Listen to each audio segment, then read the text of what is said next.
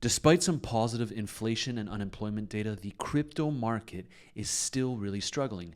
Bitcoin is still below its 200-day moving average, and in today's video, we'll be talking about where you should potentially keep your eyes on if you are to trade the current price action of Bitcoin.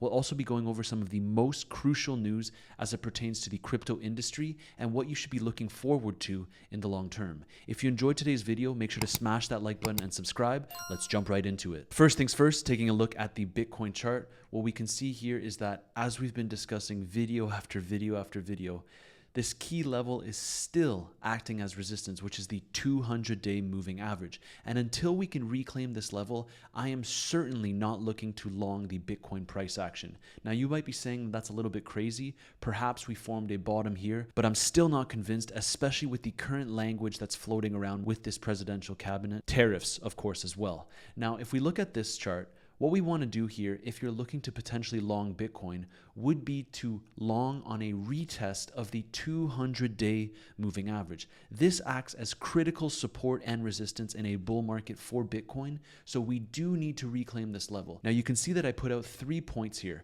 First, it's the 200-day moving average, which is this blue line sitting right around 83.7K at the time of recording this video. The second area, which is even more important to me, would be to reclaim the orange level here, which is around 86.5K and 87.5K. The reason why this is important is because this is where we first got a bit of volatility before we started forming that range. So it could act as significant resistance, and as we get above, it could potentially act as significant support.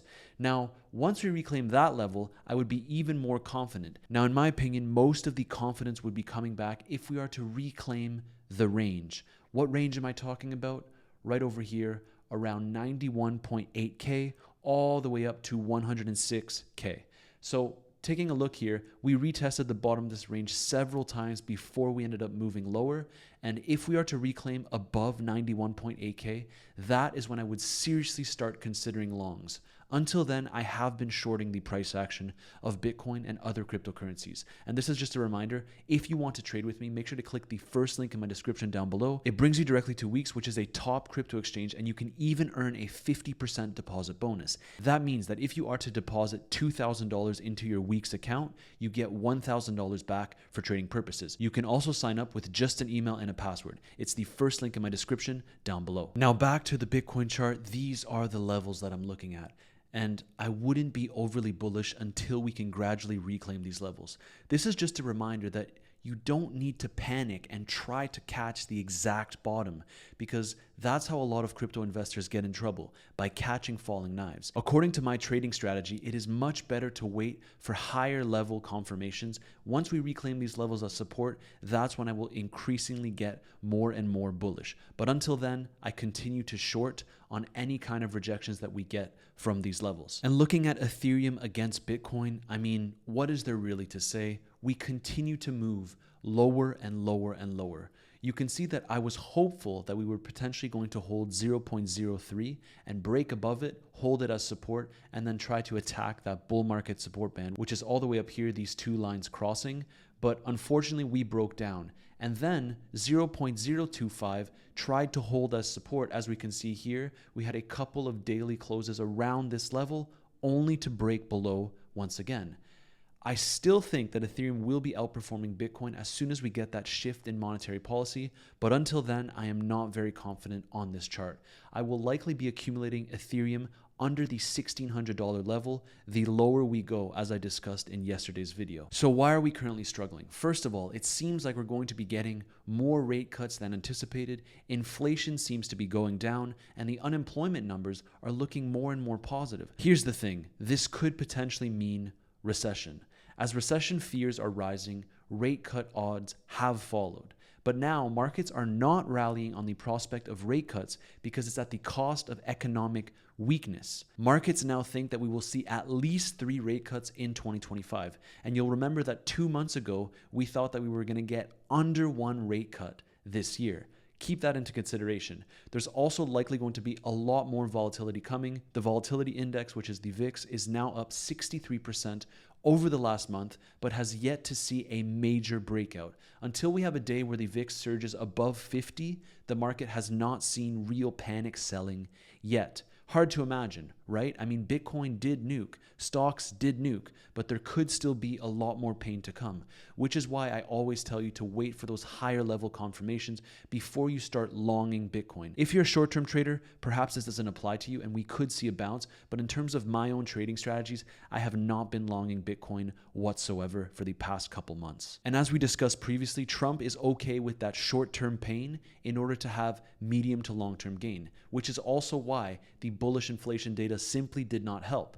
The rallies were sold immediately as Trump threatened 200% tariffs on the EU. And here's what a potential chart of this playing out could look like. As we can see, with both Obama and Biden, the markets soared after Inauguration Day and continued onwards. With Trump, it seems like we are just crashing. But this is a more realistic scenario in my opinion. We will have that short-term pain as discussed, but we could still potentially surge much higher. And in the short term, something that's a little bit worrying is the fact that gold is absolutely soaring. We know that gold is seen historically as a safe haven.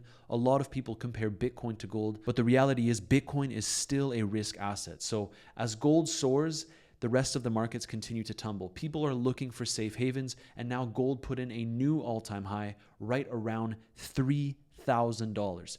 This is very, very important. A lot of analysts will be telling you that Bitcoin will follow gold, but when we're in these kinds of economic conditions, it is most certainly not the case. Now, sticking to the Trump theme of this video, we also saw that World Liberty Financial acquired $100,000 worth of SAY tokens.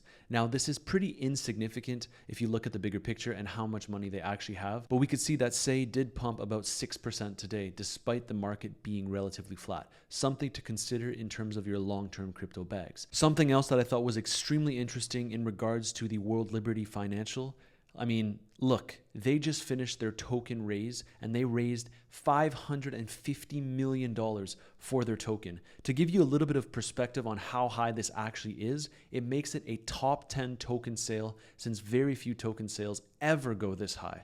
As we can see, EOS raised $4 billion, Telegram raised $1.7 billion, and so on and so forth. Down the list, it would place itself right under BitDAO. So keep that into consideration. This was a huge raise and they have finally concluded. I don't think that Trump nor his family's involvement in crypto will be slowing down anytime soon. And you know, on this channel, we like to wrap up videos talking about the actual adoption, but we can see here that the White House states that the US government wants to buy as much Bitcoin as possible. We've been looking at the ways that this is indeed possible, but if this is coming out, you better prepare yourself. Yes, of course we can dump in the short term, and of course I have been talking about this time and time again on the channel. But medium to long term, crypto will most certainly continue to grow, Bitcoin being at the forefront of everything. And to add to that, we just got some news that came out. Russia is using cryptocurrencies like Bitcoin, Ethereum, and USDT in its oil trade with India